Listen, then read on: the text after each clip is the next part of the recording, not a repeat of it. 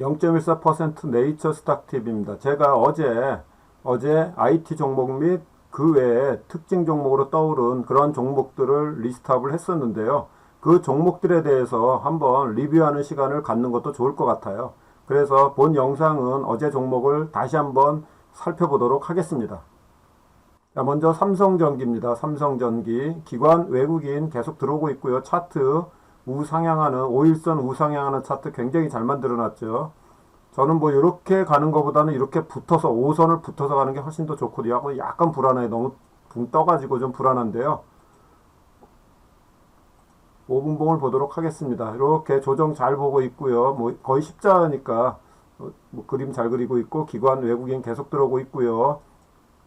STI입니다. STI 자 음봉으로 잘 거래 죽으면서 음봉창을 만들었고요. 5분봉도 모든 이동평균선에 모여 있습니다. 자 그러면 여기서 내일 상승 출발하면 5선이 꺾 상향하면서 바로 전고점 21,200원까지 갈 가능성이 크다고 보겠습니다. 물론 이렇게 장대 양봉이 나오잖아요. 장대 양봉이 나오면 이렇게 머리를 긋는 겁니다. 그리고 이게 몸통이라고 그러고 이거 윗골이잖아요.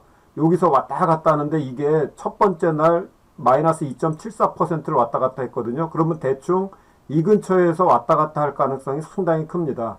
그러면 내가 평균적으로 만일에 내가 이 종목에 관심이 있다. 그러면 평균 이 머리값 그러니까 종가죠. 21,100원을 평균으로 해서 분할 매수를 하는 겁니다. 뭐 2만원짜리니까 우량주잖아요. 굉장히 5분봉 잘 만들어 놨고요. 그렇게 해서 조정을 볼 때까지 이제 기다리시든지 뭐 이런 이제 작전을 쓰는 겁니다. 5분봉을 계속 보셔야 되겠습니다. 에코프로입니다. 오늘도 기관은 들어왔고 외국인은 어저께 들어왔던 외국인은 아닌 것 같아요. 다 팔고 나갔는데 또 기관 들어왔거든요. 그래서 저는 오늘은 또 추가로 매수를 했습니다. 추가로 5분봉을 보고요. 추가로 요 지점에서 추가로 매수를 했습니다. 37,400원 정도 제가 매수를 한 것 같은데요. 자, 추가로 다시 매수를 했습니다. 500원에 끝났는데요. 저는 37,400원에 또 추가로 매수를 했습니다. DNF입니다. 기관 외국인, 오늘 또 외국인이 어저께 들어왔던 외국인은 아닌 것 같아요. 어저께 들어온 외국인은 아닌 것 같거든요. 자, 연기금 들어왔는데 투시는 팔았네요. 그래서 차트가 조금 나빠졌습니다. 자, 오늘 같은 날 이렇게 위에다가 딱 머리 박아주면 좋거든요. 거래는 죽었으니까 좋고요. 자, 하락하고 있죠. 이동평균선 모일 때까지 기다리셔야 되겠습니다. 상하프론테크 여전히 기관 계속 매수하고 있는데 너무 떠 있습니다. 너무 떠 있으면 이거 불안해 가지고요. 개인들이 계속 팔게 돼요. 저 같은 경우도 그렇습니다. 그래서 약간 이제 불안한 모양이 만들어졌습니다. 제일 좋은 거는 이렇게 붙어서 가는 게 제일 좋아요. 계속 이렇게 붙어서 가는 거. 2, 3%씩. 대덕전자입니다. 대덕전자. 자, 오늘도 기관 들어왔고 외국인 팔았고요. 이렇게 굉장히 잘 만들어졌는데 이렇게 모양이 이렇게 끊어진다는 거는 제가 대덕전자를 잠깐 장중에 한번 해보니까 굉장히 이게 5천원짜리 정도 되면 되게 좋을 것 같은데 만원짜리잖아요. 그러면 여기 26,000 주고 이게 10만 주를 13,000원에 10만 주를 내가 이 수급을 요걸 처리를 해야 올라가거든요. 그러니까 사자보다 팔자의 양이 굉장히 많아가지고 그 대덕전자를 이렇게까지 끌어올린 거는 대단하다는 생각이 들거든요. 그래서 이 5분봉에 이런 모양이 나타나는 겁니다. 동진 세미캠입니다. 오늘도 기관 들어왔고요. 십자 잘 만들었는데요. 보겠습니다. 약간 이제 3시 이후에 좀 떨어졌네요. 자, 위로 올라갈 때까지 기다려야 되겠습니다.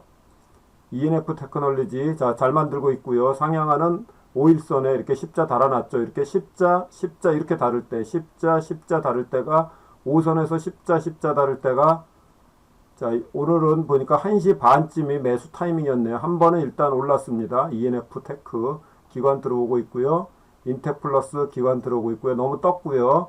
오늘은 이제 대주전자 자료가 픽입니다. 자, 보니까 이렇게 기관 외국인 다 들어왔거든요.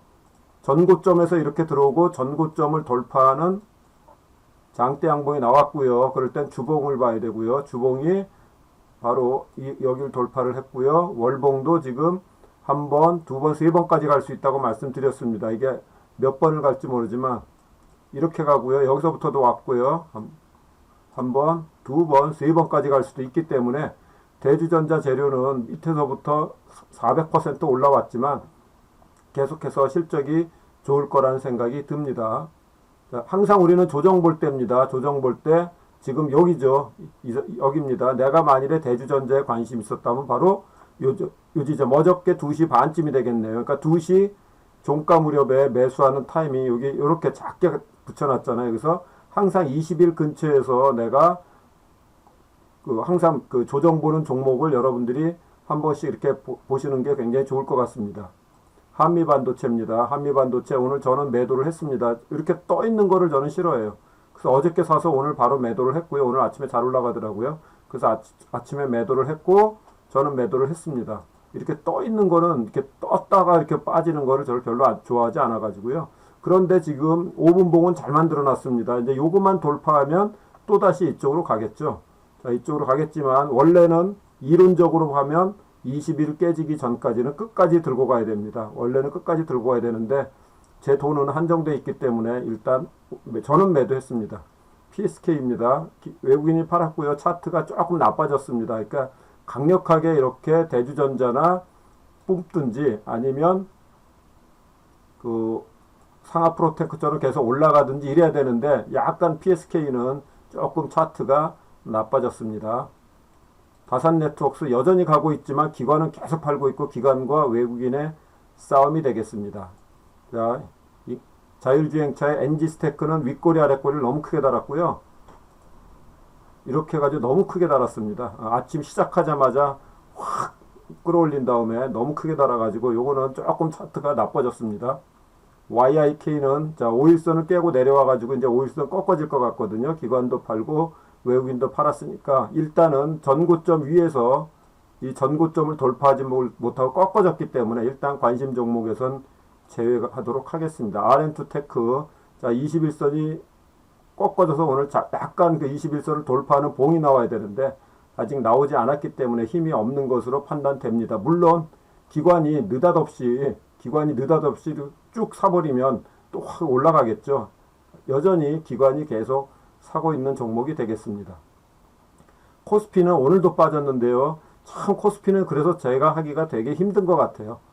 뭐 어저께 겨우는 아니구나. 어저께 8% 오르고 지금 2.2% 빠졌는데 기관과 외국인이 연기금 30만 주 들어오고 4만 주 팔고 그러니까 외국인이 또 반 팔고 이랬거든요. 그렇지만 여전히 괜찮습니다. 차트 괜찮고요.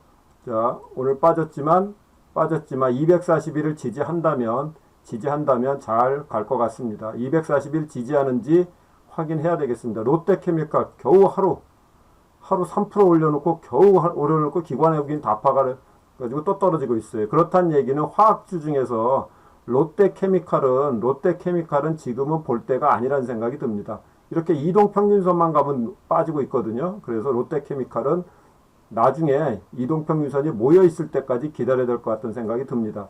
현대제철 잘 가고 있었는데 역시 241은 굉장히 중요한 선이죠.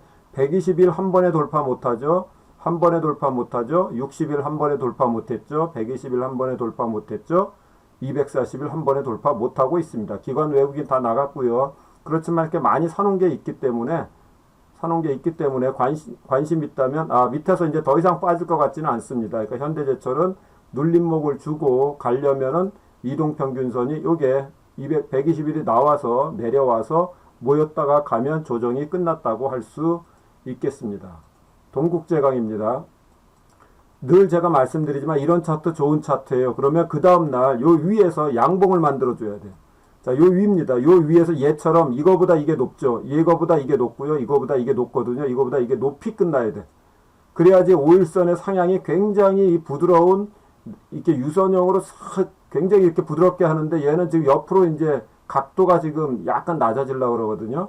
그래서 동국제강은 좀 나빠졌습니다. 자, 포스코를 같이 보겠습니다. 제가 어저께 포스코 얘기를 안 했는데요.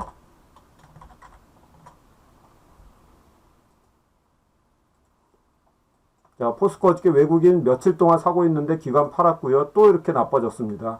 또 어저께 3% 올랐는데 오늘 1%를 뺐거든요. 자, 그러면 차트는 괜찮습니다. 뭐 지금 모든 지금 경제방송에서 포스코 사라고 그러고 있잖아요. 더 이상 바닥이다. 이상 바닥은 없다. 그랬는데도 불구하고 또 기관은 오늘도 팔고 있습니다. 외국인이 5일 연속 사고 있고요. 포스코는 바닥이라고 하니까 5분봉을 보시고 나는 뭐 장기적으로 이런 것들을 매입하겠다 그러면은 이렇게 차트가 조금 애매모호해졌잖아요. 여기서 이제 5일선 꺾어서 올라와야 되겠습니다. 포스코.